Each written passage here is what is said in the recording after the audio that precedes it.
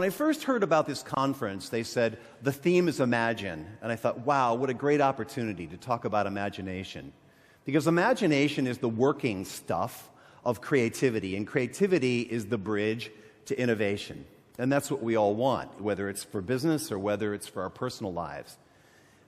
And I thought immediately also of the song, John Lennon's famous song, one of my favorite songs. It's so amazingly compelling. But there's something about that song that I have to take issue with, and that's the whole idea of it's easy if you try. Yeah, it's easy to imagine things when we're just having a bit of fun and thinking of 300-pound tutu-wearing, pickle-eating, texting cab drivers. That's easy. But what about when we're at work or we're at home or we're in some situation and it's really a scary situation? It's a real-world, hairy problem, a really complex, difficult problem that gives you nothing but fear, anxiety, and doubt. That's when imagination is not easy at all. And what I want to try to do today is talk to you about a couple of concepts. One is a concept called scaffolding. Another is a concept called mashing up. But first, I want you to look at Fraley's hipster quadrant scheme related to how people imagine or don't imagine. So it's basically two axes. One is intention or usage of imagination, and the other is awareness of it. Because after all, we all imagine every single day. Everybody in this room has at least 65,000 thoughts a day. Many of them are imaginative thoughts that might have something to do with solving problems in your life. If you're drinking cappuccino or espresso, you probably have 80,000 thoughts a day. If you're in the middle of a divorce, it might be 100. But nonetheless, you have a lot of thoughts. And so where do you fit in Fraley's hipster quadrangle? Are you a zombie? A zombie is a person who is completely unaware of the imaginative thoughts that are floating through their brains and makes no active use of imagination, never asks their own mind for answers, for images, for ideas to help them with something. We should pray for these people because they need help. If you lead people like this, one way to kick them out of that quadrant into maybe the dreamer quadrant or the manager quadrant is to simply ask them to use their imagination. Hey, Bob, come up with 5 more ideas. Use your imagination. Come up with 5 more options on that challenge we're working through. And who knows, maybe you can move them along.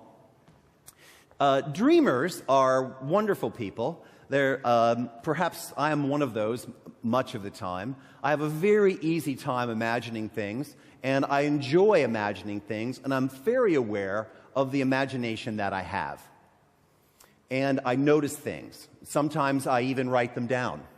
And by the way, if you want to be a more effective Imagineer, one of the things that you can do is simply write your ideas and imagination down on paper in a notebook.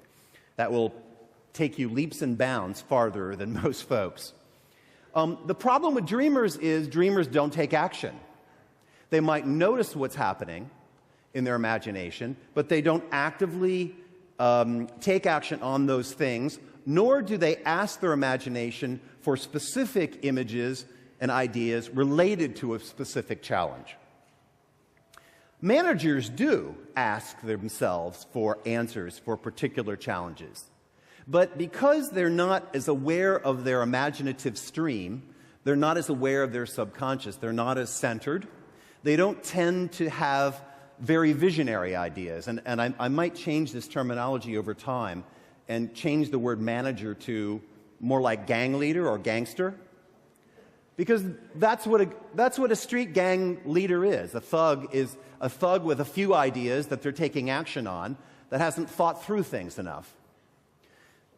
The ideal place to be is the leader quadrant. That's someone who's aware of their imagination, writes things down, asks their imagination for more and better ideas all the time, and takes action on them. Now, I'm going to define leader broadly. A leader can be a mother of a family. A leader can be a person who works for themselves. After all, we do have to lead ourselves to better potentials, as Jim Eastwood said. So that's the hipster quadrangle. Here's the concept. Here's the concept I would like to convey to you today, and it's called scaffolding. So if you're in that place of fear, uncertainty, and doubt, what do? Well, the first thing you do, the first level, if you will, of the scaffold, and scaffolding up to imaginative solutions, is simply to ask your mind for images, ideas, and fragments, poems, whatever comes to you in your imagination, ask. Now, sometimes you ask and nothing comes because you're so wound down in fear, uncertainty, and doubt. So the advice then is to try, the next layer, if you will, up, is to try to relax.